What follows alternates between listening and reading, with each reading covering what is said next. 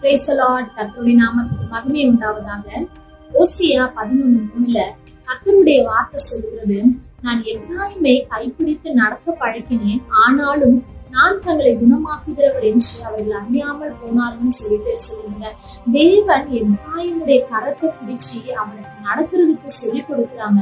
அவன் நன்றாக நடக்கும் போது அவர் தான் எல்லாமே அப்படின்றத மறந்து போயிடுறாங்க.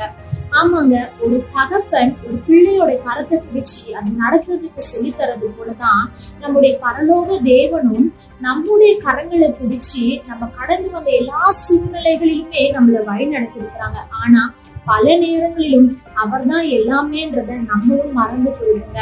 ஆனா தேவன் எப்ராயிமே உன்னை எப்படி கைவிடுவேன்னு சொல்லி அவனுடைய அன்பை அவனுக்கு வெளிப்படுத்தினது போலதான் நம்முடைய வாழ்க்கையில கூட நம்ம என்ன செய்தாலுமே நம்முடைய கரத்தை பிடிச்சி வழிநடத்தின தேவன் நம்முடைய அன்பை வெளிப்படுத்த நமக்காக காத்திருக்கிறாருங்க. தேவனிடத்துல நீங்க திரும்புவீங்களா? தேங்க்யூ.